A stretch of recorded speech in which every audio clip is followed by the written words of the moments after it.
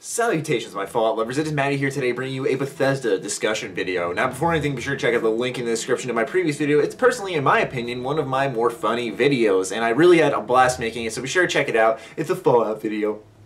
Anyways, I just wanted to go ahead and discuss Bethesda's current financial status as a recent report from Game Informer, Joystick, etc. All these links will be in the description I'm discussing throughout this video because I want to talk about Bethesda's financial status. So this all sparked when I was tweeted at a link about how Elder Scrolls Online developer ZeniMax Media Online is suffering layoffs, and a lot of them, they said. And I found this interesting because obviously an MMO is a huge project, and most likely they laid off some of the programmers and stuff that they didn't need anymore because the main portion of the game is done. Now they're kind of working on expansion content. But one interesting quote caught my eye from Pete Hines, and I apologize for looking over here. I just want to make sure I get it right because I'm going to be reading off my computer. Hines continued that the studio has adjusted staffing to meet the ongoing needs and continues to operate with a large workforce. I thought this was an interesting quote because they said adjusted the staff to meet the ongoing needs. It's one of those things where it's like, if they didn't need to lower their staff, wouldn't that mean that there's not as many people playing? And naturally, a lot of people just bash on ESO, and I'm not surprised that the game's not doing that well. But it's one of those things worth mentioning that if the developer's suffering layoffs, you know, that's obviously not good for Bethesda, because if you didn't know, Bethesda did help publish this game. They obviously also helped apparently with the lore I've heard a lot of, but since a lot of people complain about how the lore in ESO doesn't respect the whole entire Elder Scrolls lore, I honestly don't know if that's necessarily true, but I felt it was worth mentioning. Nonetheless, Bethesda's hand is in this cookie jar, so it is worth mentioning that. Anyways, moving on to my next point. And this is some old news a little bit.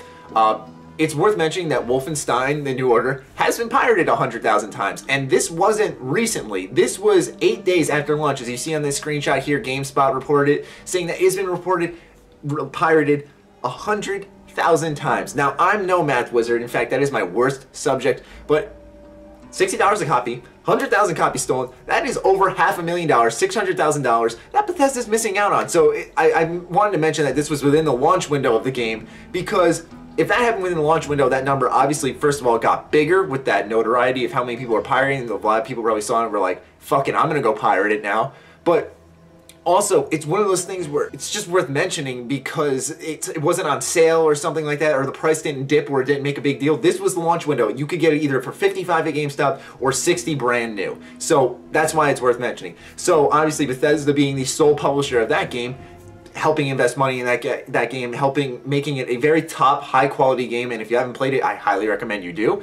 Don't pirate it. Go out and fucking buy it. Anyways, you know, that hurts Bethesda as well. So that's another game. You know, obviously it sold probably a lot of copies, but there are some games that don't sell that many copies within their first week, and having that number pirated for a big title really sucks. And then the last thing, the evil within. Now, this is the only part of the video that is mere speculation and not a fact. So I wanted to go ahead and just let you guys know that before anything. But how many of you guys think The Evil Within is going to sell a lot of copies? It's going to be probably a good game, I'd say. It looks a little clunky, a little dated, kind of stuck in the past if you ask me, and I think that's why it's pushing away a lot of gamers. Then you got the horror aspect, and a lot of gamers are bitches, such as myself, even though I asked Bethesda if I could get a review copy for you guys. Anyways, you know, then you got that aspect pushing people away. Like I said, though, it's got a lot of dated mechanics that some people are stuck in the past and want. I'm not saying that they're bad. Survival horror is something I think would be awesome to come back. But being honest with yourself, do you think it's going to sell like a lot of copies? I personally don't think so. Bethesda's been really hyping this up, and it's worth asking that question because that's the last game that Bethesda's name is on that's coming out this year. So regardless of the fact that they released 3 games this year or not, like published, it's not good that one of them was pirated 100,000 times, thus resulting in a loss of over $500,000 in sales. One developer is suffering a lot of layoffs, and the game is not as popular, even though they say it is. They're not going to be like in the interview, yeah, you know, a lot of people don't like our fucking game. And then lastly is a survival horror game, which I think will sell and please the crowd it's in, but I don't think it will stretch out past that. So I wanted to bring this fruit for thought to you guys and kind of put it on your lap and have you Let me know what you think about this in the comments down below, because I feel like it's an interesting predicament. Now, naturally, Bethesda does have Doom next year, but then they have Battlecry, which is a free-to-play game, so where is that going to help them out, really? And Battlecry doesn't look that good either, if you ask me. So really, and I've heard Doom is sick, so don't get me wrong, I'm sure Doom will sell a lot of copies, but you don't know if the same predicament with the Evil, or with Wolfenstein will happen with Doom, or hell, even the Evil Within, now that I think about it. It's just one of those things where it's kind of up in the air, and I wonder if the reason that the development for the Fallout 4 or whatever Bethesda's working on is, or even the announcement in general, is taking so long is because are they like really tight for money right now, and they're really kind of picking and choosing how they do things, because, you know, they're giving the developers the time to make these great games, like all these games I mentioned. I even enjoyed the Elder Scrolls Online. I'm not afraid to admit, all these games I think are awesome, but when they're not making them money, that obviously hurts Bethesda. Whether it's Bethesda Softworks or Bethesda Game Studios, Bethesda, you know, as a whole, and their parent studio ZeniMax as well, is getting hurt financially, and that's just not good.